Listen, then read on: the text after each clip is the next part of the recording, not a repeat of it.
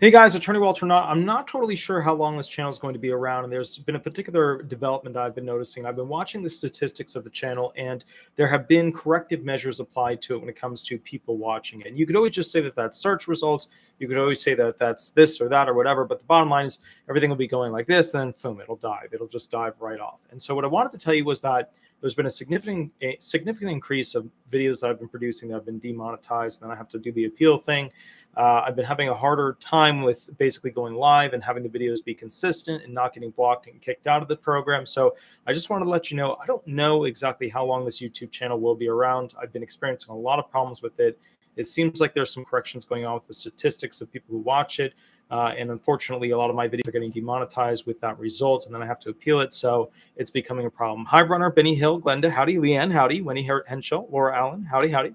Let's get right to the point of this thing. Like, subscribe, leave 5-star reviews if you like. Every Thursday I go live, 8 to 10 p.m. Eastern Standard Time. We're going to be going back to a lot of videos being pre-recorded and then released, but today we're going to be doing the live like we always do. I'll do a video intro. We're supposed to start at 8. I started at 8:32, so I'm running a little bit late. With that said, I want to go right into this fourth stimulus update, what's going to be included with what they're talking about, who's already part of it, who's not part of it, etc. All right, now, with that said, after that, I'll be answering questions for people who call in with any questions that they have about related activities, okay? Let's go into it. This is from en.as.com. So this was written yesterday. So this is brand new off the block. William Gittins wrote it. Can a fourth stimulus check payment happen in December of 2021? Congress is close to passing President Biden's Build Back Better legislative agenda, but does the package include another round of direct payments? After the third stimulus check was distributed earlier this year, personal income rose to $24.1 billion. However, since that figure has trended downward, falling to $20.4 billion by September. One of the main factors driving the decrease was the ending of federal pandemic-related unemployment benefit programs. And unemployment benefits ended, more than 8 million workers in the United States quit their jobs, providing new evidence that the benefits were not keeping people from re-entering the workforce. Surprise! In October, nearly 30% of the American adults, now just to point out there, providing new evidence that the benefits were not keeping people from re-entering the workforce. There were a lot of reasons there why people didn't go back to their job. There were a lot of reasons, and it wasn't just COVID. A lot of people had depression and anxiety, and they weren't happy with what they had. This channel usually focuses on those who are disabled or those who are applying for disability benefits, but at some point we should examine those who are currently working and growing and increasing their impairments as a result of the job that they have to go to every single day. In October, nearly 30% of American adults were still having trouble paying their usual household expenses, with prices up across the economy and the holiday season approaching. Many are hoping Congress will pass another round of direct payments in December. Okay, however, this is the important part. This is the part where you listen in. However, there are no plans in Congress to pass a fourth stimulus check, and universal direct payments are not included in the Build Back Better Act or the reconciliation bill, which was approved by the House of Representatives on Friday, the 19th of November. However, the bill, if approved by the Senate, would extend the current structure of the child tax credit another year. Okay, cool. So we're seeing a slight option for basically increases for the child tax credit in continuation, which is good, but all the stuff that we expected, all the stuff that they campaigned on ain't going to happen. Child tax credit expansion provides direct payments. Changes to the value and distribution of the child tax credit were made under American Rescue Plan. These alterations increased eligibility to 24 million children, and in July, the Internal Revenue Service began distributing monthly payments. For each child under 6, families receive $300, and for those between 6 and 17, a $250 payment is made. The last payment in 2021 will be made on the 15th of December, and the remaining value of the credit, half, will be paid when families file their taxes in the spring. To make something clear, every action that I've been seeing from each Republican and Democratic Party has been about vote farming. Increasing the child tax credit, continuing the child tax credit, it gets people, likely in the low financial income categories, to have more kids with the likelihood of having some sort of monthly benefit. Now, some of you will say, well, how it takes 9 months, yada, yada, yada. There's no expectation in many minds that this will ever go away. In fact, they are now distributing in some of the news stations that it should continue, and here's how it could continue. This is a universal basic income for parents. But remember, this is a form of vote farming because the more impoverished a person usually is while they are capable of working, the more likely they are to go ahead and vote Democrat. If parents are basically having more and more children, there is a tendency for one of those parents to have to take care of those children, creating that potential of more individuals who are then trying to make it through a single family that don't have as much money, which then as a result puts them into a choice. Can I go to this school? Can I go to that college? Can I buy this car? Can I buy these sneakers? And then you have what's called the no money syndrome. And that means they're starting to look at things and say, look at those kids, they have money. I don't have money. Now think about it. Would wealthy people, two people, right? A husband and a wife, both making $250,000 each. Are they going to keep having kids as a result of this, child tax credit? No, they're not. It means nothing to them. It means nothing to them.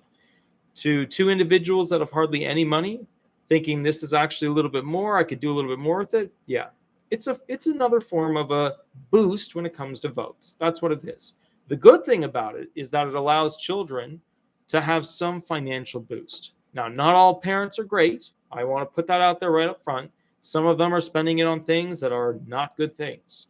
I know some of them which are spending it on, unfortunately, narcotics, tobacco-related products, alcohol, etc. But with that said, GXY, thank you. I really appreciate it. I seriously, really, really, really appreciate it. And guys, I just want you to know, I was so tired today that I was thinking about not doing the show, but there were a few people that called in ahead of time during the regular office hours, and they said to me, look, I have to ask you these questions of what happens next.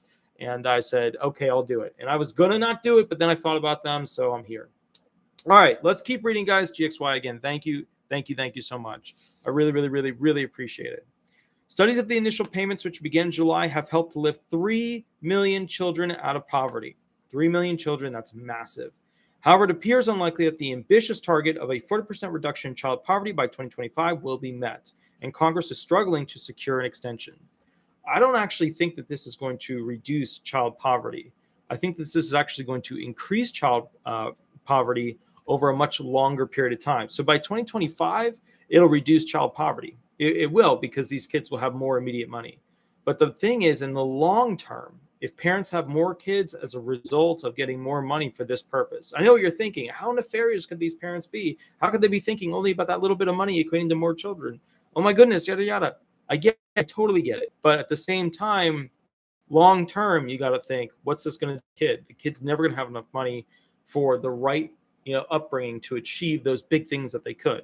Although love is necessary, it's very good. You need finances for essentially the kid to blossom into, the academia, the sports they want to go into. NRW, ANR, thank you. $5. Very good. How's it going? Super tired. I had 3 hearings today, phone calls. Super. But it does seem like the payments are helping. The Center on Budget and Priorities found that the vast majority of household incomes are spending tax credit payments on basic needs, housing, utility bills, and education, which can help give their children a stronger start. Here's the reality I see of it. There are so many parents that currently have children that child when they eventually could not afford a child, that we have to do this. In America, we have tons of parents with kids that are already trying to grasp for whatever program they can get a hold of. I know a lot of parents. I represented a lot of parents. I represented the parents and the children going on to disability benefits. And I know that there's generational issues where they can't afford to live. Sandra Bryan, thank you. I really appreciate it. Thank you. So one of the things that we have to look at is, with our current country, are we able to go ahead and basically afford to pay for the future in these kids? Will these payments successfully raise these children? Are the parents going to spend the money in the right way in the long term? Are these kids going to successfully grow up and achieve things that they would not have with this money? I think so, in a general way. I do. I really do. But remember, there's a lot of parents out there too that are like, oh, now I have this little bit of extra money, I can have another kid, or I can have another kid. And it's the add another kid, add another kid, add another kid. And then all of a sudden we've got one family that's never had the capacity to afford a kid, having a lot of kids, which puts more strain on the system. But that's America. That's how it is. We have no restrictions when it comes to people having children because it would be a violation of the human basic freedoms of that person. That's how it is. That's like an inalienable right. That's like an above the Constitution right. We know killing somebody is wrong. That's inalienable. That's taking of life is wrong. We know that when it comes to human beings. We all agree on that. When it comes to people choosing to have children, we don't really try to restrict them. We give them options. But the bottom line here is this could get out of hand as a result because we've now created universal basic income for those who are willing to have more kids to have more money. So think about that. That's an interesting thing. Not saying it's a bad thing. I haven't thought through it enough, but it's something that in the long run is interesting. Also very important, think about this. If there's more kids being had, that means there's more people that could potentially work, increasing the country's gross domestic product. If those kids get educated, if those kids become capable of achieving these really great and big things. And I want to point out, a lot of people, one person said something to me that it didn't leave my brain, but it's like, oh, this kid's from Brooklyn. And I thought about that, and some of the brightest people on earth came from Brooklyn. One of my heroes came from Brooklyn. He's a NASA guy who's not with NASA right now, but he still goes back and does his thing. But one of my favorite, he's been a lot of things, everything from an astrophysicist to engineer from NASA, all those things. One of my favorite guys is from there, and he's from Brooklyn. So I just one of the things, I think he was from Brooklyn, but one of the things I just want to point is genius and the future creation of products to make humans better can come from anywhere. Will it be from a kid that was funded by this? Almost certainly, because this is a mass funding event. Will the child tax credit be extended? Although the extension is only for 1 year, rather than the White House's 4-year target, the change making the tax provision fully refundable looks set to be made permanent. This will be a boost for low-income families who had been excluded from support before the American Rescue Plan. By making permanent the fully refundable aspect of the child tax credit, even if another extension can't be pushed through to next year, all taxpayers with eligible children will be able to claim $2,000 until 2025, when the credit will drop to $1,000 per child under 17. Now, I know some of you guys are going to question this and say, well, hey. And that was the article on fourth stimulus. Who's going to get the fourth stimulus in December? So now what's happening is there's a reshaping of what the fourth stimulus is going to be called. Some places are saying the fourth stimulus has already been distributed. Some places are saying the fourth stimulus has yet to be distributed because it essentially represents a direct payment to the people. But that's anybody's logistical extension of what they feel it could be, might be. Hey, one of these. What it comes down to is what we really want to see is a direct payment to the disabled and an increase in the disabled people's benefits along with the retired. Let's go into the next thing over here. And then I'm going to be doing a video later on. I don't know if you guys just saw it in the news, but they're trying to attack the 401ks of basically the retired and the wealthy retired and things like that. I'll go through that as well because the articles that were produced on it are very biased. There's good points to them, but they're very, very biased. Next thing I want to go through is this, local12.com. This was actually Sunday, October 3rd. So we're talking a couple of months ago they came out with this. Here's who gets the fourth stimulus check announced by the Biden administration.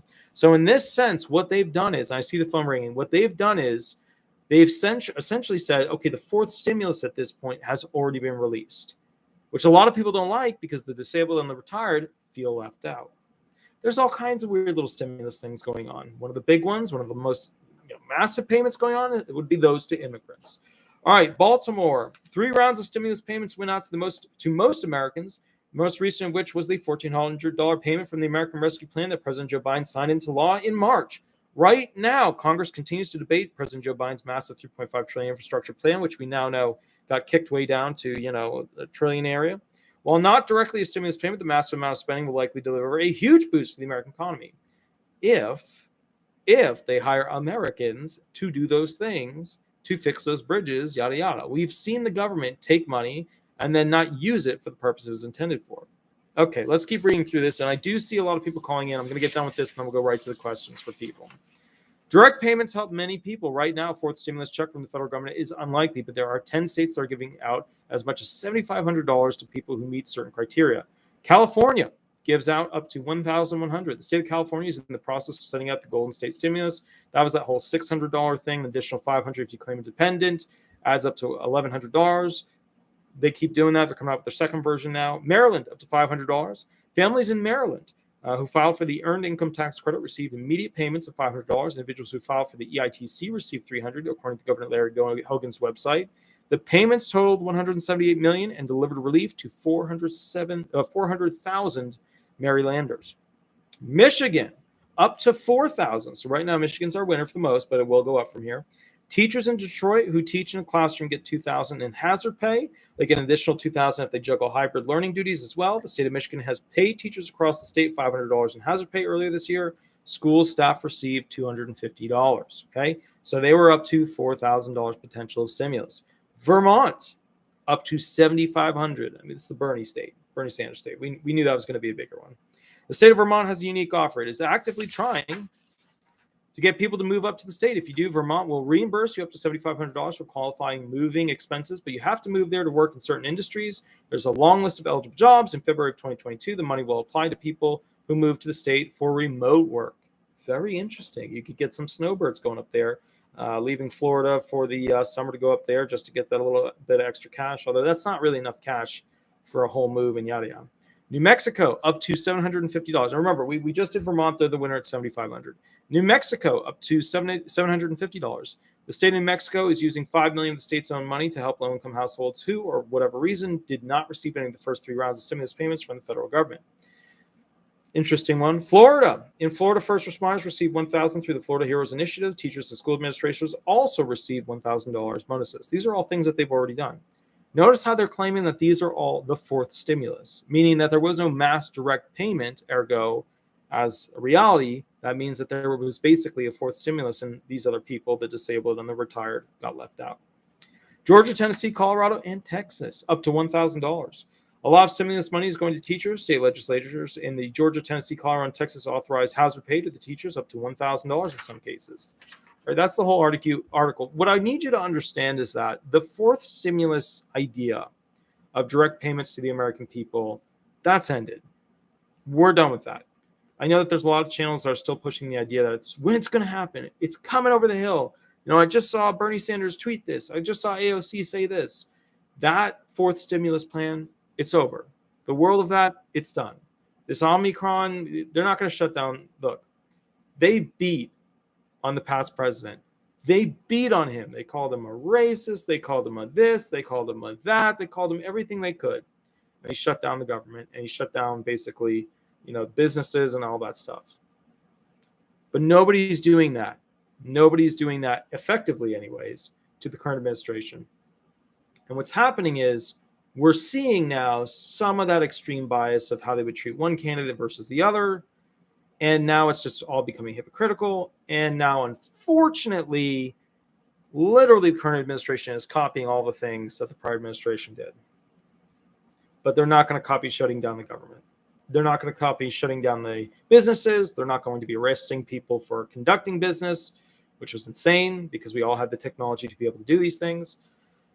We're not living in that world anymore. That was a show, a grand show, if you will. The Bach music was playing in the background.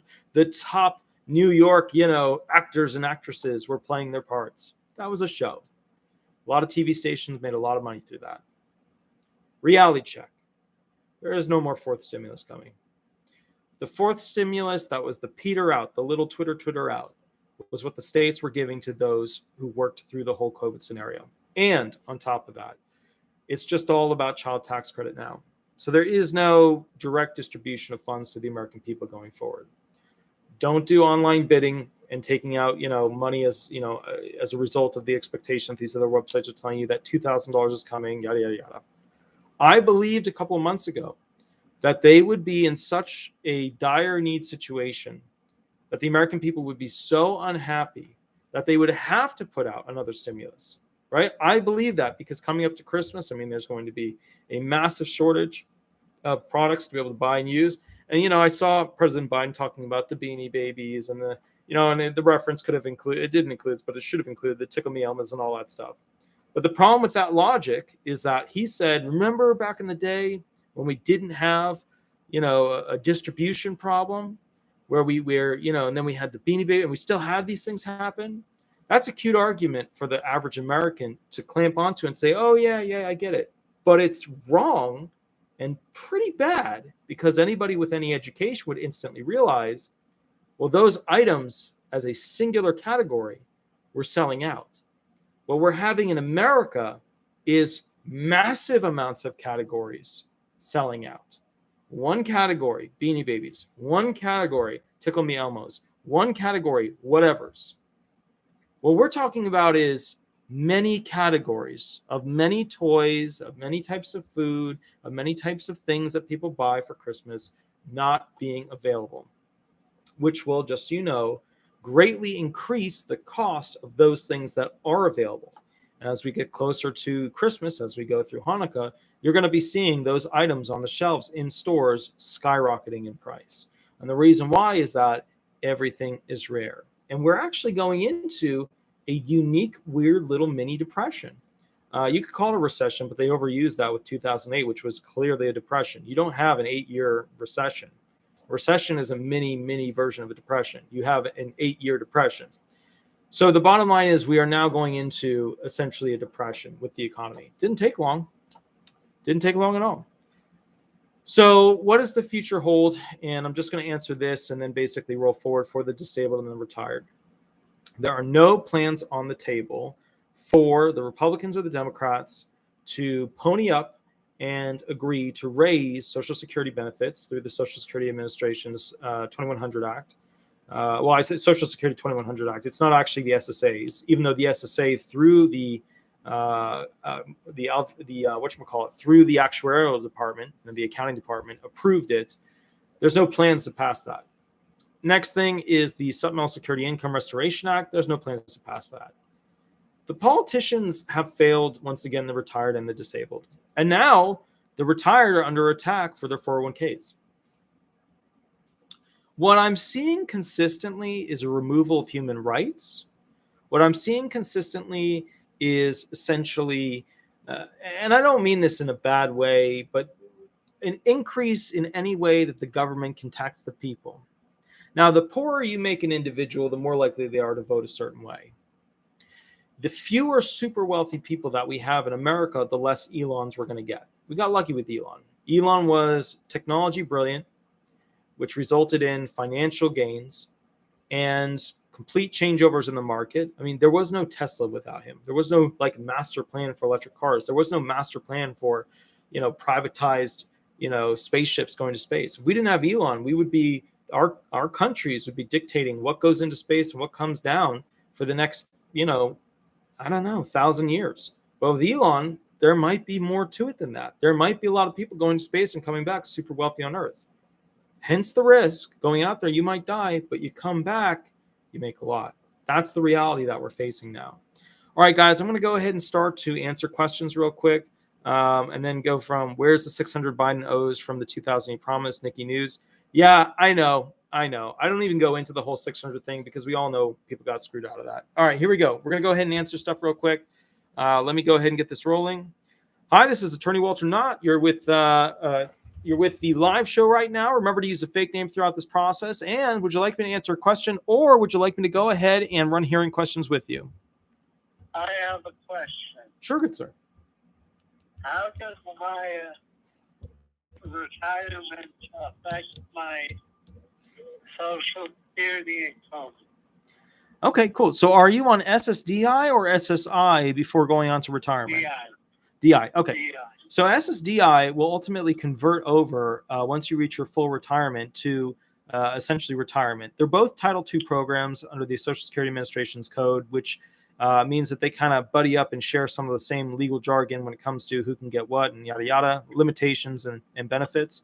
And the bottom line is that when you reach your full retirement age, your SSDI will then convert over to retirement. At that point, you will not have been penalized for all of those months and years that you were on SSDI when you could have taken retirement early. So you don't really have to do much because they automatically do it, but it is smart to be watching it because sometimes they forget, and that can present small issues, not big issues, but small issues. But And I had heard that the retirement is more, slightly more financially in income. Mm-hmm. So what I've Is seen, that right? so here's the deal. SSDI and retirement can sometimes be pretty much the same thing. There are different things that affect different people. You could have signed an agreement with the company back in the day to pay towards something, to boost something, etc. There could be special pension provisions. Oh, We like usually that. see that, in Ohio or the tri-state area. Usually they are very similar. Like the COVID. Right. So for most individuals, and I want to be very clear on this, for most individuals, they are pretty much always the same. However, I don't get to live in like it's one way or the other way. I have to live in the gray area in the middle, which means, yeah. And you know how it is. It's, yeah, thank you, good sir. Yeah. But it should be, yeah, absolutely. It should be pretty much the same. And the increases for COLA should be very similar. So the transition will be very slight because you're probably already on Medicare and you're probably already getting your regular, SSDI check. So the transition will probably be extremely slight. You won't notice anything. Okay. Well, thank you so much for answering this question. I watch every day, every Thursday, and I watch your other videos every day. Excellent. I go back through the whole library. Excellent, good sir. Okay. Listen to this man, guys. He's a blessing to the disabled community. Thank you. Thank you. Thank you. You have a wonderful Welcome. night, Yeah, you have a wonderful night, and everyone who listens. Thank you, good Sorry sir. about my voice. Thank you. I have that slurred speech. I'm sorry. Absolutely. Well, hey. There's nothing I can do about that. I hear you. Slow down. I hear I'm you. sorry, Arthur. I'm taking up your airtime. No, it's fine. Well, good. Okay, bye. Have a wonderful night. Bye-bye. Okay, guys, so I'm going to open this up to basically anybody that wants to call in. I'm going to give you the phone number right here. Let's see, it's 4. What I'll do is I'll go ahead and basically I'll look back and see who were individuals that called in while we were talking about the other thing. Oh, there's already some people. Okay, 1 second. Hi, this is Attorney Walter Knott, Disability Resolution PA. Remember, we are live on YouTube. Would you like me to answer a specific question, or would you like me to go ahead and run hearing questions with you? A specific question. Excellent. How can I help you? Yes, I get SSDI and I get some SSI help. I get my Part B Medicare back and I get food stamps. But I have a condo I paid on basically all of my life while I was working, and I'm refinancing at a lower rate, and I'm getting money out. So Oh, we're losing you. Hold on. The phone cut out there. Say it again. So you took money out, then what happened? Well, it hasn't went through yet. It'll go through by the 9th of December. And I'm wondering who I should call, what I should do, what's going to happen. It is going to be a little over $34,000. And I'm going to buy a car. I don't have a car. My floor is giving away. I need a new floor. I just got to do stuff. And I'll get rid of the money within a month, because I've just been living, with this Social Security disability. So what are they doing? Are they going to take my disability from me? Well, so the SSDI, this is not, this is basically a loan, right? You're taking out a loan? No, it's not a loan. It's money back. It's money I have paid they've been paying to my mortgage. Yeah. And I'm getting it back. Okay, gotcha. So would this be income? Well, this is like a reverse mortgage, right? I'm thinking it is money I have already paid on my house. Mm-hmm. You know, because I only had $17,000 left to pay, and now, you know, I'm going to have $50,000 left to pay. All right. So no matter, I'm getting it refinanced. yeah, Lower rate. yeah, I gotcha. So no matter what, when you take out a chunk of money, it's going to affect SSI for that year because you'll have more than the 2,000 in the bank. So no matter what, that's going to hurt you with the SSI concurrent portion of your two, you know, your SSDI and your SSI, because you've got both programs coming in. The real question is a reverse mortgage something that would essentially go ahead and hurt you for SSI or SSDI purposes? When I did a quick, I mean, that's what this is, right? It's a reverse mortgage. You take money out that you put in. No. This is not a reverse mortgage. This is, I went in at a lower rate. Rates are good now. You know what? I got it. I'm sorry. I'm just tired right now. You pulled out money that you already put in. So, God, what is that? Would that be considered? You were already taxed on those funds. That's a really good question. You were already taxed on them. They've been sitting in there. You pulled them back out.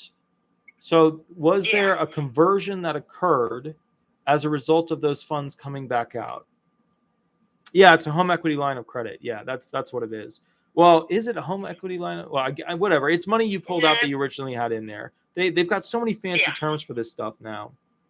So you pulled out your equity. Would that be considered? I am not sure. I got to think about that, because let's think about it. Is it income? Well, it was income back in the day. You already paid it into an asset. You're not selling the asset. You're just pulling funds from the asset as if it was like a I don't know, like something that had money that could be put into, or something that was a real asset that could be then turned into a liquid asset while still retaining the original real asset. I don't know. I'd have to look that up. I don't know. Well, see, that is something, isn't it? It's I don't know either. So I was hoping you would. From my standpoint, I don't think the IRS would look at that as taxable. It is not taxable. It is not taxable. So yeah, I guess what I would say is it wouldn't be income in the standard way. So I don't think it would be countable income.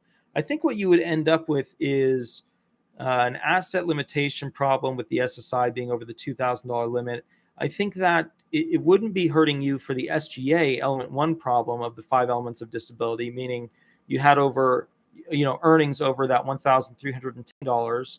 So I think it's really just going to hurt your SSI for a month, and then you should be okay after that. I'm not totally sure if it would really hurt SSDI. I don't think it would. It would hurt the SSI, but what do you care? You just got a chunk of money. Now, when you use the funds, if you buy something with it and convert it, you could be running into, issues there. But I don't know. I don't foresee that. They let me have a car. They'll let you have a car. Yeah, you can have on SSI. You can have a car. You can have a house. I don't have a car now. So I'm going to be buying a car. Quick question: is this your second home, or is this just your only home? Second. All right, now that this is my home. This is my second home. No, but do you own 2 homes, or you only own 1 home? No. I sold a home and I bought this, but this was a long time ago.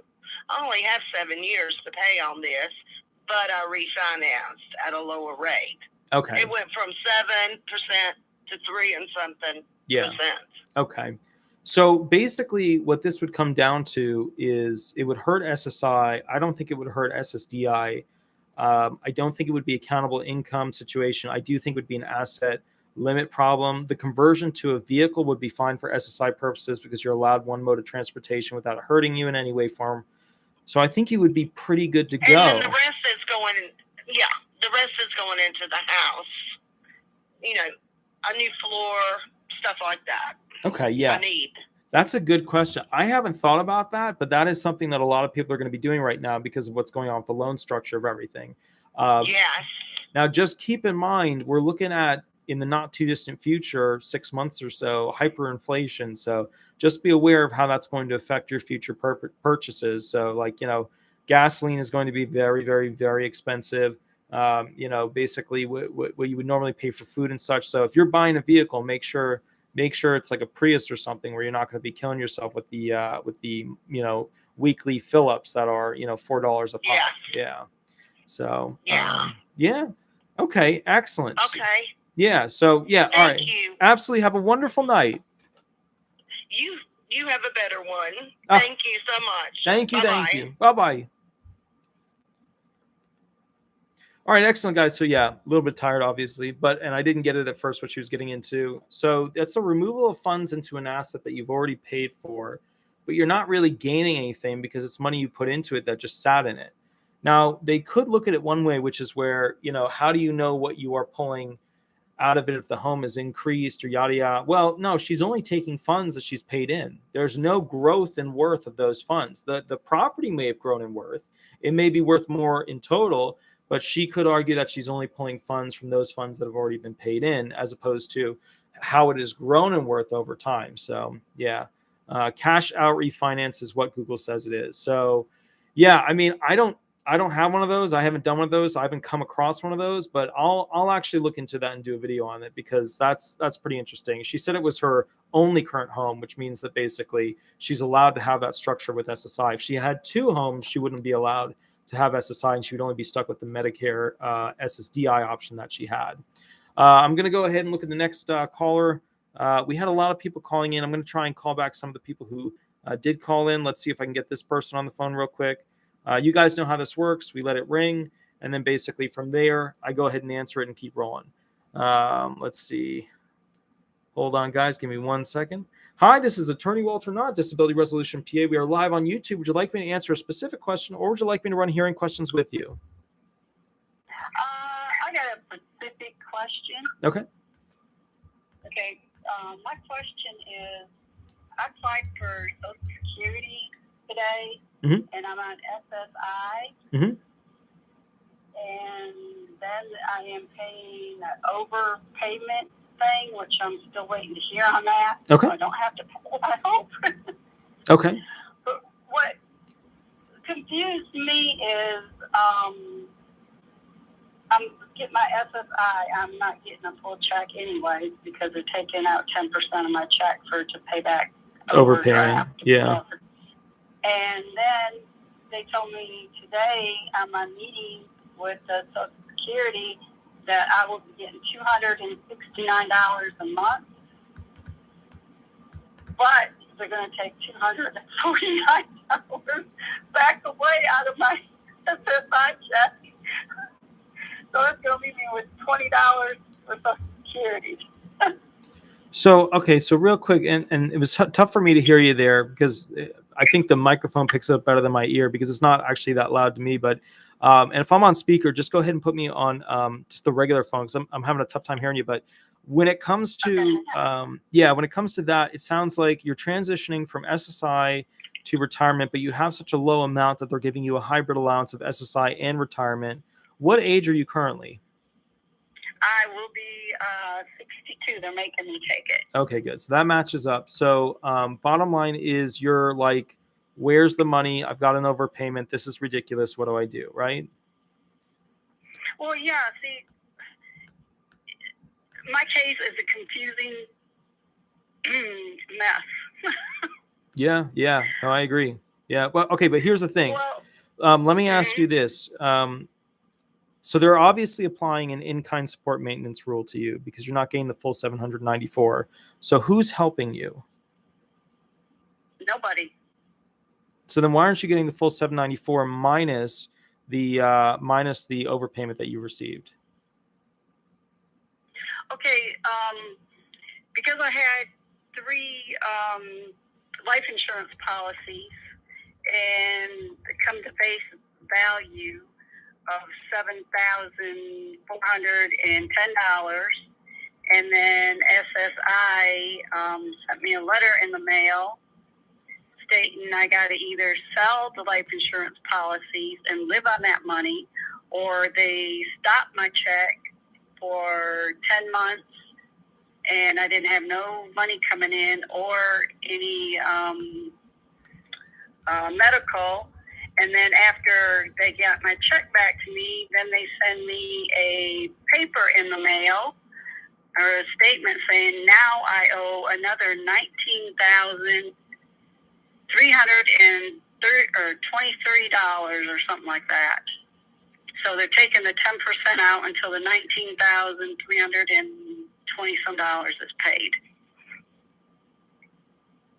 All right. So you got to get rid of those. Obviously, that's the main issue, and cash them out so that you can get your month. I mean, your expectation is that you're going to live for another 30 years, right? Or more, I hope. Or more, right? Absolutely. So bottom line is, with that said, there's more money to the SSI retirement option than basically those other things that you're holding on to. Are you expecting? No, I'm not hanging on to the life insurance policy. I put them in my son's name. Okay, cool. Because they told me if I didn't, as long as I kept them in my name, it was going to hurt me. Okay. So now that you've done that, you just have the overpayment, correct? Or are there other things attaching to you as well? Just the overpayment of the $19,000, and if you add it all up together, that is going to, where they took my check away for that 10 months, then the $19,000, that's going to be over $26,000. It seems like they're double dipping. Yeah, well, yeah, a little bit. But here's the thing: why do you have a $19,000 overpayment? Is that all just from that one, insurance or life insurance? Yeah. Yeah, for 2018 All right. to 2007. No, 2015 to 2017. Okay. Oh, there's somebody real quick. Blu-ray. You can have whatever car you want on SSI. You could have a Rolls Royce, and as long as you only have one Rolls Royce, you'll be fine. They don't care about how much the car is worth. No, I beg to differ with you, because they told me that if I got a vehicle, it can be worth over $4,000. No, that's incorrect. For SSI, you can't have two vehicles without getting punished. But basically, the one vehicle or one house, there's no additional value restriction that you could potentially have. So essentially, you could have a really, really, really nice vehicle, a really, really, really nice house, but you'd never be able to afford the upkeep on a really, really nice house on SSI only. That's the trick. Yeah. No, definitely not. So, yeah. But, all right. So what's so tricky about your situation is that you're getting restricted by the SSI stuff, and it's a transition to retirement, but you're not getting enough retirement. So they're boosting your retirement with SSI, and then they're trying to take away 19 grand as a result of you having that life insurance policy. So I'm assuming you've already filed your 632. I'm assuming you've already filed your appeal. What have they responded to with that on your overpayment?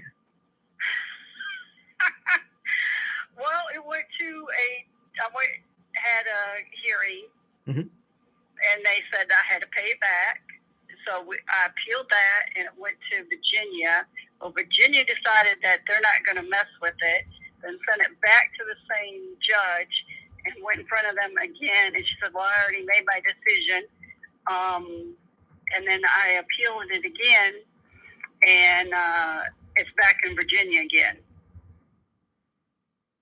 Okay. And I've not heard anything. And I talked to them this morning at for the Social Security, and I asked them, I said, well, how's my appeal thing going? And they said, what appeal thing? I said, what? Right. This is the fifth time they lost my paperwork. Okay. So, all right. So first and foremost, one of the things that I'm worried about here is that you shouldn't be hit with a full 19K for holding on to that, because obviously you didn't know, you wouldn't have held on to it. And what they're doing is they're massively punishing in that you weren't able to receive SSI for all those months of those, 18, 19, 20, 21, because you had that, which is ridiculous. So you should be able to significantly reduce that through negotiation with them. Almost all attorneys do not do overpayments anymore. And the reason why is that attorneys would charge basically a fee petition of $250 per hour, and nobody who was on an overpayment situation could afford to pay that back. But let me Well, tell you. Yeah. Oh, go ahead. Okay, I'm sorry. No, go ahead. Yeah. I have got a great attorney, and he's the one that fought for me for my SSI, and I paid him and stuff to do all that, when I got it. But he's taken this pro bono for me. Okay. So what is the plan then? He trying to get it waived. We haven't even heard anything from the beginning, and it's been going on for quite a few years, about seeing if I could just get that $19,000 and some dollars, well, it's less than that because I could take it on my check, waived, so I don't have to pay it back. Did you file a brief? They won't answer it. Okay, so you have to appeal it. It doesn't sound like the claim is anywhere. Have you called the local field office to find out what level it's currently at? They said that they don't. Well, they took it and sent it to Virginia, whatever Virginia is. It went to Tennessee first, and now it's in Virginia. Got kicked back to Tennessee, and then now we appealed it again, and it's back in Virginia. So did it go to a hearing with a judge and then get denied, and then go to appeals council and then get remanded? No, yeah, because of COVID, they sent it back to the same judge, and I went in front of the same judge twice. Okay, so you're about to go in front of the same judge again, or you've already been in front of the same judge and you're waiting for a decision? Okay, the decision she made was she still denied it. Okay, so you got two denials So from the we same appealed judge. that. Yeah. Yes. So you're going back to appeals council and you're hoping for a remand to go in front of a different judge. Well, that, or they make a decision and tell me I don't have to pay it back. I'm hoping. Oh, you've got two ALJ denials. I'll never pay it back. Okay. All right. So let me ask you this. What was your entire legal, and I don't, what was your legal claim? Like, how did you prepare this for the hearing? What did you do when you went on and gave your direct examination, your cross-examination from your attorney? Like, how did you prove lack of knowledge and it was reasonable? How did you go about it? Well, first of all, I didn't know anything about it until I got paper or my the Social Security office called me and said, that they got red flagged for my life insurance policy and my ex-husband. I said, huh? And that's how I found out that I could not have a life insurance policy over $1,500. Yeah, sure. And I get that. But you went in front of the judge twice though. What I'm getting at and what I'm not hearing is what's concerning me with this. And what's concerning me is that there was no defense as to what you did when you were there, arguably, and I'm sure it was telephonic, on the stand, giving testimony as to why you should have this essentially be forgiven. So what was your defense?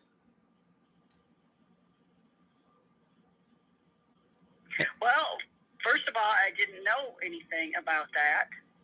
And then I didn't know at the time, the first time I went to, how do I put this? The first time I did not know anything about the $19,000. The first time I went was to get my check back. And they made me go in front of a judge to get my check back. Mm-hmm. Because of the $7,410 that they told me, I couldn't have my no medical or the SSI at that time. And then that day that I went in front of the judge, she said, we'll go around to the front because we had did a teleconference and they started my check back that day. All right. So what I'm hearing is there was multiple issues, get the check back on, but what I'm not hearing, which is what's concerning me, is there was no defense other than you didn't know that you couldn't have one of those. And their response was you surely did because they sent you publication information directly after they received your disability benefits. So what I'm concerned with is step one, you got the benefits back on. Okay, obviously they shouldn't have restricted you in that regard as a punishment. But step two, and maybe I'm just phrasing it wrong, but what was your defense as to the claim of between 2018 and 2021 as to why you had those, had that health insurance plan and did not get rid of it? Like, I just help me out. Like, what did you guys build as a defense? What did the brief have in it? As soon as I found out that it was going against me, I put it in my son's name, and that's when they said that that they were going to go ahead and stop my check and stuff at that time. And that's why I called the lawyer, and it took us quite a long time. I didn't get that was in November of 2017 is when I turned it over to my son. And then the lawyer, I called him and told him what was happening. And he says, well, let's see if we can get your check back. And they tried and tried and tried to get my check back, and they wouldn't budge at all. And they told me that I could have, on the paperwork that they sent me, they stating that I could only have $1,500 per life insurance policies. Yeah, it's up to $1,500. Anything above that, you get hit with the SSI limiting provision. But all right, so can I make a suggestion? And I mean it with all the love and care. And I know I'm a little bit tired tonight, so I'm a little bit off from how I normally am. But can you please go talk to that attorney that you have that's currently representing you about what your plan is for establishing a defense? Because you will, if you get a remand from appeals counsel, go to a new administrative law judge, a different one than the ones you've already been to. And at that time, it is absolutely crucial that you have some sort of defense in place as to why you've committed excusable negligence when it comes to retaining basically this health insurance policy when you were not allowed to have it while receiving Title 16 SSI benefits. Okay. Because right now, I don't know like you told me a timeline story, and I'm worried because I don't want you to walk into that next hearing and go, I just didn't know. I didn't know I could have it.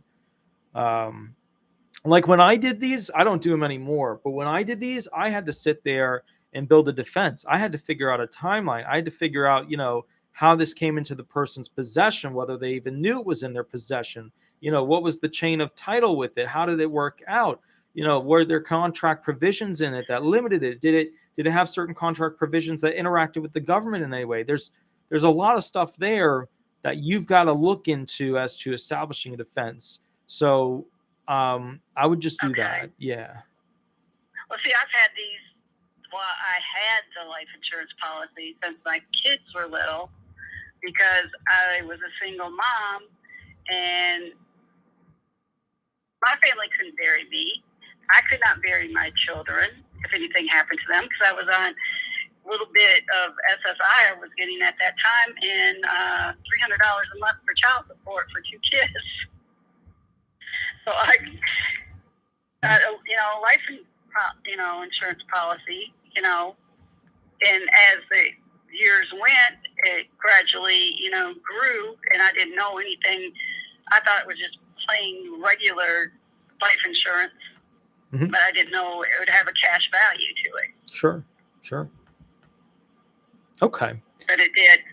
Yeah. Oh no, it definitely did. It zinged you. It got you good. I will take 19 grand for something that just was sitting on the books. I hate those. And here's the thing. They are trying to get rid of a lot of these gotcha provisions with SSI because all they do is they take poor people who are disabled and then they limit them so that they remain poor. And that's not the point of SSI. The point of SSI was to be the very bottom of the barrel of money that goes to people who need it to get them hopefully out of poverty one day. It's not a system to keep them in poverty, although it is now, but we have to change it. We have to get rid of all these restrictions. The in-kind support maintenance rule, the 2,000 limit, it should be 10, 20,000. All of these things should be gotten rid of. I would love to pass them. I just don't see myself going into politics because I would honestly, I feel like I would, I'd vote for for you to be president. No, I appreciate it. I'm already getting demonetized on YouTube with a bunch of the videos that I post. So it's just like, it's just, I don't even understand it. Like, America is for the Americans. We have interests, but that's below the American people. The American people represent America. So to me, I guess I've lost connection with how our politicians, the spending of money should be done. I don't understand their logic other than to be greed. And I've come to the conclusion that it's both sides. I'm happy with neither side, but yes. So, ma'am, my suggestion is please go establish a defense, because I'm not hearing a defense, and my brain is so tired right now from working. And I had the 3 hearings and all those phone calls, and then all I got was a McDonald's burger, and that doesn't really get me going. But I'll tell you this. That's not good for you. No, yeah, I'll tell you this. The thing that I would like to hear is, what is going to be in the brief when you attack this problem when going in front of potentially the next ALJ, because the AAJ, the higher up ALJ, may go ahead and remand it. But if they don't, you get a denial, then you're looking at a potential filing for basically district court. And if you go to district court, then you got to have a brief ready to go. So there's no once you're out of the SSA docket, you're out of the small land, you're going into the big appellate level, federal district court level. So might as well work on the brief now, because you're either going to that or you're going to a new ALJ, Yeah. So, yeah. All righty. Perfect, madam. Okay. Do they ever forgive? Yeah. They forgive. They significantly reduce, and if it's less than $1,000, if you can get it less than $1,000, they wipe it. So. Well, that's not going to be my lifetime. Maybe 10% out. Maybe. I mean, I would sit with your attorney and work it. That's how this works. Look, attorneys, if you want to think of an attorney, think of them as your smart friend, right? They know a system better than most people. They're your smart friend. Go get your smart friend to figure it out.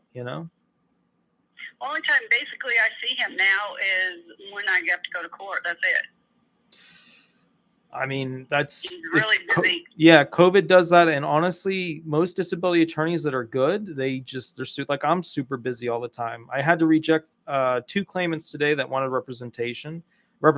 I took 4 claimants, I think, for claims. But look, I'll be honest with you. This system is dying. The amount of people getting approved that are under 50 is extremely low. The amount of people that are getting approved that are under 55, now pretty darn low. The amount of CDRs that are occurring, all the time. The amount of people getting kicked off of disability benefits, all the time.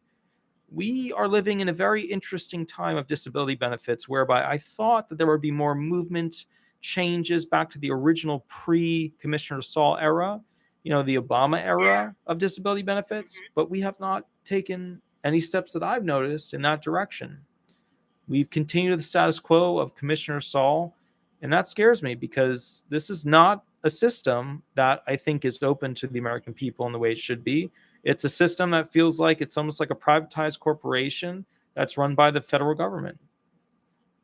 Yeah, well, I had that guy on there today kind of said, well, the SSI is just a welfare check for you. I said, what? I said, okay. I mean, you can put whatever title you want on it. They even define it on the website as a welfare form of money, which, a welfare check. I don't think it's a welfare check. A welfare check to me is like you're getting money for nothing. That's what welfare is to me. Or you're getting money where you could potentially work, but you choose not to, or you have some wiggle room where you don't have to. Disability benefits is where you can't work. To me, that's not welfare. That's general upkeep. But welfare to me is like a different thing. But, you could define it however you want. You could put whatever words you want on it. It's just a phrase. That's what he said. Yeah. So, yeah. All right. Well, sounds good. You have a wonderful night. And, if you do get a chance, update us if something happens. I'd love to hear from you again, Okay. Thank you very much. Thank you, ma'am. Bye-bye. Bye. I missed a call there, guys. I'm going to try and go back up and find the person who did call. I am running out of steam. I don't know if you guys can see, but I'm starting to fall asleep a little bit. So I'm going to try and do just 1 or 2 more calls and then call it a night.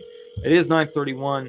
I do have to go to the post office too, which is miserable, but we'll get it done. Hi, this is Attorney Walter Knott. Remember to use a fake name throughout this process. We are live on YouTube.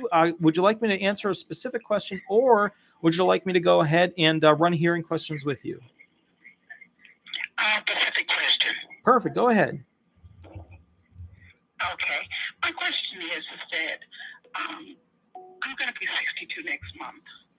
Okay. And so I'm currently on SSI, and I'm going to have to start receiving my Social Security benefits early, which is, they say, 1 month after I turn 62, which is, like I said, I turned 62 in January. The only other benefit outside of Social Security that I would be receiving is a small little tiny pension that I receive for $31.89. So I'm questioning, is that taxable by federal taxes? Usually, in Indiana. Usually in the state of Indiana, federal, which means Indiana wouldn't even be relevant because that's state-based. Would a tiny little, I don't know what your pension plan was, what you originally signed into, what the original contract agreement was. So could there be something that either looks like a federal tax or acts like a tax on it? Sure, but most likely there's not going to be a tax on it. When you convert over from your Title 16 SSI benefits to your Title II retirement benefits, and you're forced to because you have enough quarters of coverage, you got your 40 QCs. At that point, what happens is you'll basically go to your retirement, and they might do a hybrid allowance like the prior caller, where if you're not getting around $800, they'll boost you to it, unless you have an in-kind support maintenance reduction problem. So in your case, that may, how much of a pension are you getting? Only $31.89. I mean, that's below the $85 allowable limit for SSI anyways. You get 65 plus 20 and it doesn't count. So it's honestly, I doubt it's going to do anything to you at all. Yeah, because I know when I talked to the representative from the Social Security office, she wasn't even sure whether or not it would be taxable, because she was asking me how much did I want to go ahead and have my benefits taxed for federal. And I told her at this time, no, I want to check into it, because for some reason I think that it's not supposed to be. When it comes to Indiana, that's a state-based situation. So, if you've got some unique situation there where a company paid into something and it was a contractual agreement that you signed, because I always get into trouble with answering block questions or general questions or template questions about pensions, because pensions, they come in quite literally every shape and form. Like, that company could set you up on whatever they wanted. I'm assuming it was through a company, right? Oh, yes. Well, it was through a company I used to work for many, many years ago. Yeah. So kind of the bottom line is, to be putting it very simply, they could have made you sign anything. And I don't know if it ties into one of those special union pension yada yadas. So I always bite my tongue with pensions. Oh yeah, you tell me any other special aspects of it. She didn't even make any mention of the pension at all. She was just saying, in general, Social Security benefits are taxable by federal. That's what she was making it as general. They are, but only if you earn over a certain amount are they going to tax your retirement-based benefits. You got to remember this whole retirement situation. Like, you got to earn a certain amount for them to be trying to tax your retirement benefits. Remember, you're not. I mean, how much are you looking at per month? Let me look at this one. Yeah, they got a big number on it. It's usually like second or third page. No, it's not a big number. It's only like I'm gonna say it's only like 1,000, maybe 1,080, 1,060, or something like that. Yeah. So I mean, you're not anywhere near where you need to worry about that. That's just, you're not anywhere near it. So I wouldn't worry about that. There should not be a federal issue. I doubt that there's a privatized contract issue when you initially sign up with the pension. But look, I get in trouble with pension questions all the time because, seriously, New York, the firefighter pension, the police, the state-based pension. Oh my goodness, there are so many weird little provisions there, and they paid into something which didn't fully pay into the SSA system, which gives them this, and then it converts to that. There's all these little weird things that happen, but this just sounds like a regular company. You paid into it. You should be fine. It likely will not be taxed. Yeah, because because also too that 3189 is not going to be a ongoing situation. At some point, they're going to cut it off.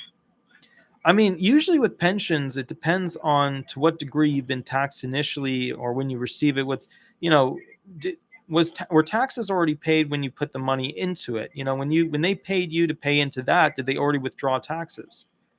You know, what kind of pension is it, I guess, is what I'm asking. You know, it's just I guess it just accumulated. I guess it's just such a small amount that I worked for this company that I can't remember any different agreement other than I just found out I had this small amount coming to me. Okay, I gotcha. What I would do is I'd get a copy of the pension documentation. I do a quick read through it, which won't be quick because it's usually tiny print and it's miserable, but I'd read through it and specifically find what you paid into because, you know, was this a 70s pension, an 80s pension, a 90s pension? What decade did it come from? Yeah. I started working at that company in 1978, and I want to say in the early 90s is when the company it closed our office and moved it to another state. Gotcha. Okay. Yeah. So what I would say is this, bottom line, I really don't think you're going to get taxed on it. I think you're going to receive the straight amount. You'll get your retirement benefits because that's higher than the SSI amount of the 794. So you'll get rid of the Title 16 SSI. You'll take full retirement. They'll put that little bit of pension on top. You should be okay. But one additional question I want to ask you too, in addition, is that I know there's going to be an increase in benefits starting the first of the year. Yeah. And when I received my first check, she said it won't be until March 3rd. And I was wondering, we're like, as say, for example, at this point, she doesn't know about the increase or anything. So would I be eligible for that increase for Social Security? Well, yeah, you're getting the COLA increase. You're getting the 5.9. Okay. So it won't be the SSI increase. It'll be the COLA increase for the Social Security, right? Yeah. Well, yeah. You know I mean, you're getting a retirement increase for the COLA. But yeah, you're getting cost of living adjustment. I mean, it's not really. Everybody keeps calling this an increase, and I know at its ab initio viewpoint, when you look at it, you're like, oh, it's an increase on a percentage basis, but it's not really an increase. All it is raising what you receive up. Cost of living. Right. You know what I mean? It's not really an increase. They're just giving you the same amount. It just costs more in this country to go ahead and live. It's actually a decrease because the amount that it's going to increase for you to be able to live in this country is significantly more than 5.9. Yeah. The increase in how much food and gasoline and raw materials and all that stuff, that's going to skyrocket. And then all you're getting is 5.9 increase. Yeah. Like it's not really an increase. It's actually a decrease. It's just they sell it as an increase because, well, it makes them feel good. Yeah. I guess so, because I have a Toyota Corolla.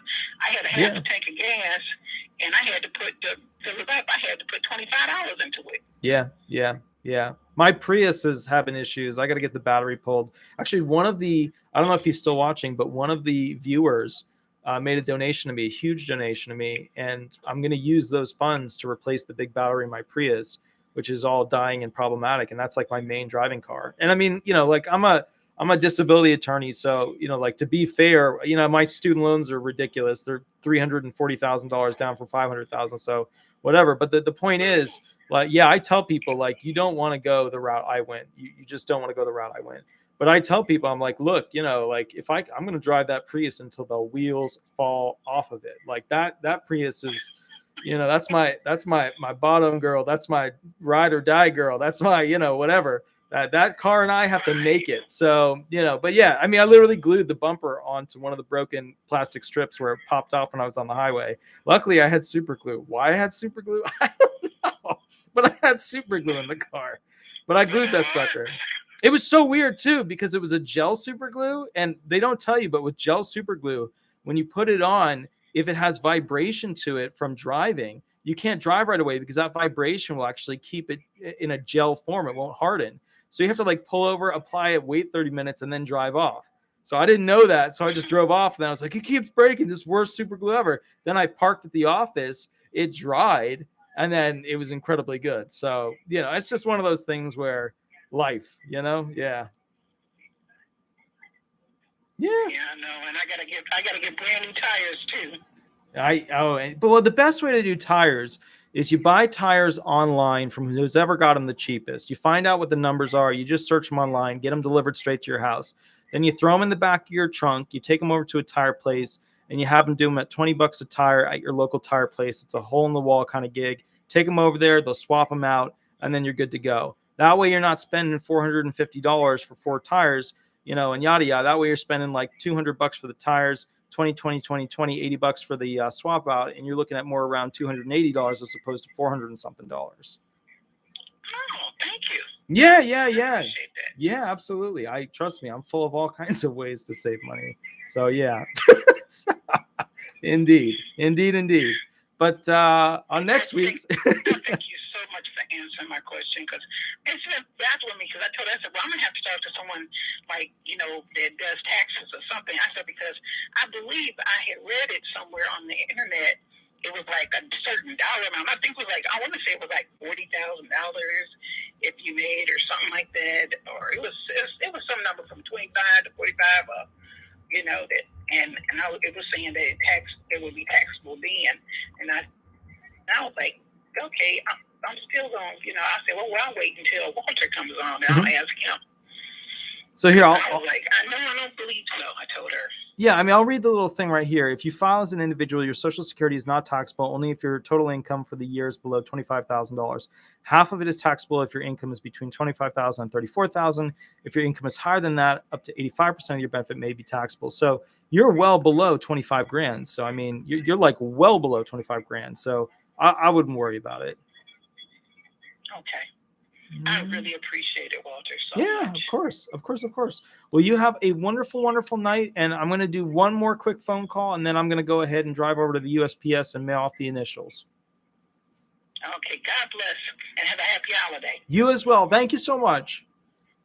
Thank you. Bye-bye.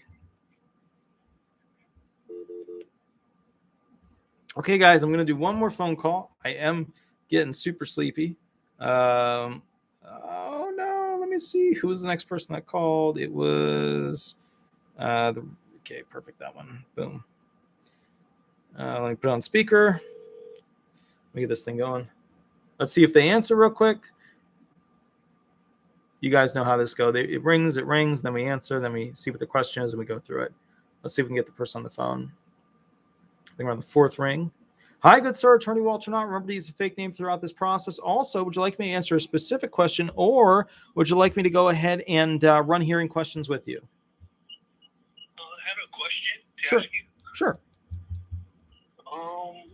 Did you hear of, I got approved for SSDI earlier this year.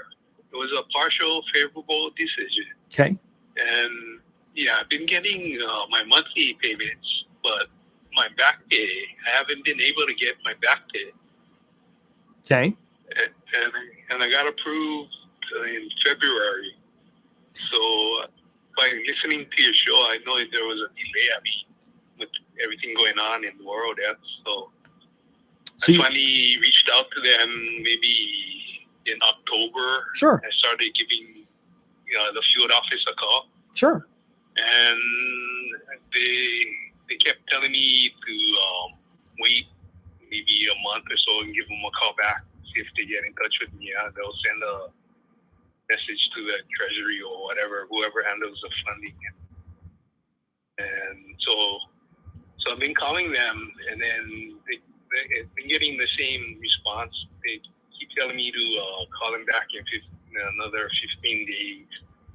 They're good at that. They're very good at that response. Yeah. Yeah.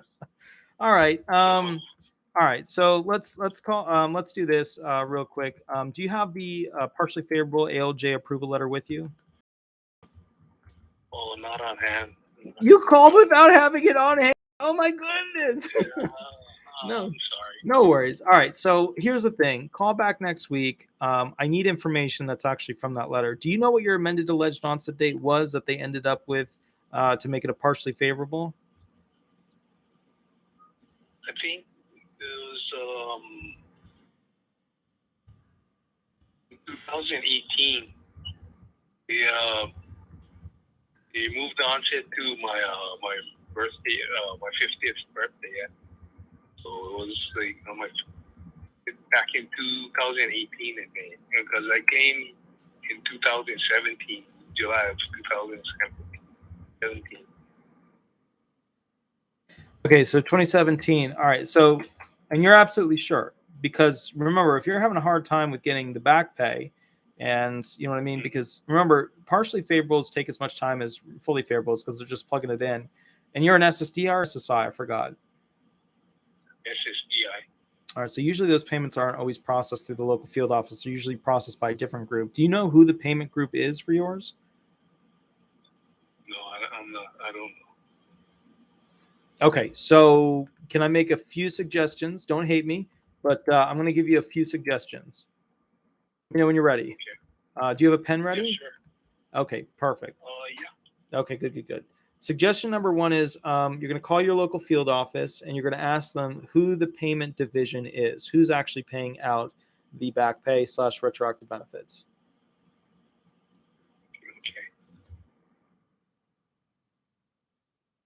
Okay, next thing you're going to do is you're going to get their phone number and you're going to contact them and ask for the lead representative that's on the payment.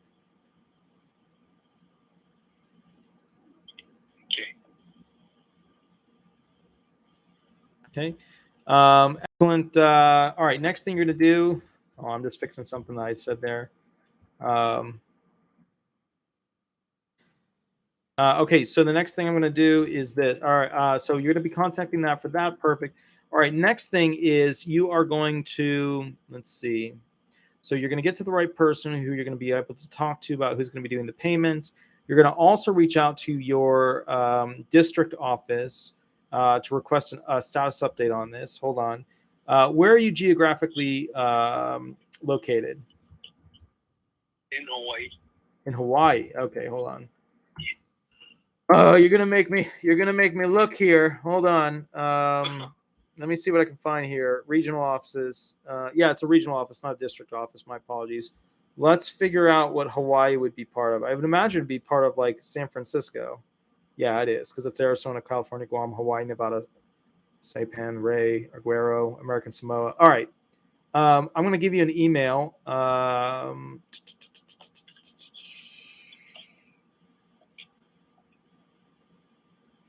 Question related to Social Security, Medicare coverage, or state, local, and tribal employees should be sent to the specialist below. Okay, yeah. So here's the email for your regional office person. It is REY period ARQU. ERO. Okay. At SSA.gov. That's REY dot ARQUERO at SSA.gov. Okay, got it. Perfect. You're going to email them, ask them for a status update to check on where your back pay / retroactive benefit payments will be. And then if you just want to do something that's not really going to do anything, you can always send a letter to the senator. The senator will then open up a congressional review and send a letter to the local field office. It doesn't really do anything. It used to back in the day. It doesn't really do anything, but it's a cute thing you can add on top of it. If you've been waiting since February. If you don't hear back by February of next year, you need to reach out to the Office of Inspector General. Okay. Okay, so what you do is you go to Google, type in Office Inspector General SSA. Then you're going to click on Submit a Report. Okay. Yeah, because if you haven't received your back pay in a year, that's like fraud that the SSA is committing against you, the claimant who should be receiving the benefits that they are statutorily required to give to you. Okay. All right. Did I punish you enough with too many things? No. I appreciate all your help, man. Yeah, Thank absolutely. You. Well, have a wonderful night, good sir, and an absolutely beautiful holiday season, okay? You too. Happy holidays. Thank you. Thank you, good sir. Bye-bye. Giveaway. Bye-bye. All right, guys, I want you to have a wonderful holiday season. I don't know if you have a weird, family tree like I do of very Christian people and very Jewish people, Jewish mom, Christian dad kind of gig, where you have a Hanukkah Christmas tree thing, whatever. Some of you guys were wondering what I have to do in the Christian environment, what I do in the Jewish environment. I'll do another video on that so you can understand kind of my background when it comes to that stuff. But other than all of that and our celebration of our religions through the holidays, I want you guys to remember there's so much improvement that we could make with this disability and retirement program. And constantly taxing people more is not the answer. The answer is accounting, auditing, getting the actuaries in there to look at what we're essentially spending all this money on. And I am not a math major. I have a master's in business, but you would need an accountant to go in there and basically do a review of this stuff. And I think that's one of the most major things that we could do. Either way, I will catch you guys a little bit later. Have an absolutely wonderful, wonderful night. And I hope you enjoyed the video, and we'll go from there. Thanks so much, guys. Bye-bye.